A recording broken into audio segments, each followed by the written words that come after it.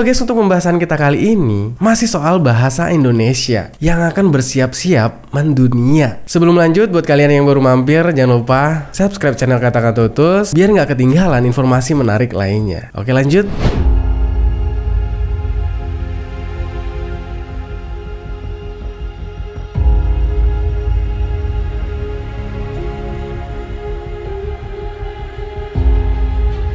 Oke, yang pertama gengs, bahasa Indonesia ditetapkan sebagai bahasa nasional setelah menyatakan kemerdekaan, ya, Republik Indonesia pada tanggal 18 Agustus 1945, menyatakan bahwa bahasa negara Indonesia adalah bahasa Indonesia. Dan itu juga tertuang dalam Undang-Undang 1945 Pasal 36. Jadi gengs, bahasa Indonesia itu wajib digunakan di Indonesia, mau di forum bersifat internasional ataupun nasional. Itu harus tetap menggunakan bahasa Indonesia. Siapapun orang-orang dari negara lain, kalau sudah tinggal di Indonesia, itu wajib hukumnya menggunakan bahasa Indonesia.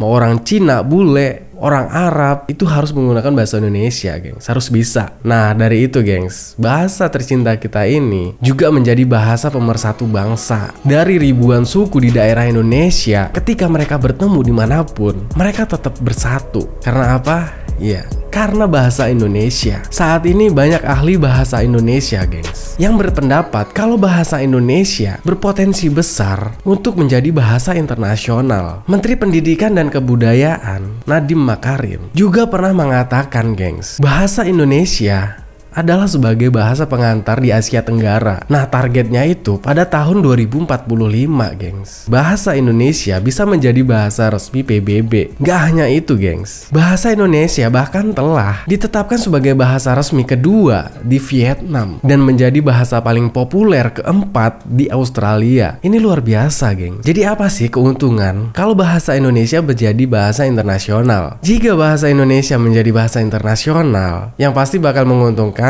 negara Indonesia dong, dan juga masyarakatnya. Karena hal ini bisa mempermudah Indonesia untuk melakukan diplomasi kebudayaan, gengs. Tujuannya agar bisa menarik wisatawan asing dan juga investor-investor dari luar negeri. Dan gak hanya itu aja, yang pasti masih banyaklah keuntungan-keuntungan lainnya. Untuk itu, kita sebagai masyarakat Indonesia, sebagai penutur asli bahasa Indonesia yang kita miliki nih, sudah seharusnya kita tuh harus berpikir positif gitu loh terhadap bahasa Indonesia. Untuk apa? Ya, untuk memperlihatkan kalau bahasa Indonesia sebagai jati diri bangsa Indonesia. Bener gak? Ya, mungkin ini aja untuk pembahasan video kali ini. Gimana menurut kalian? Sepertinya kita harus lanjut di kolom komentar ya. Oke?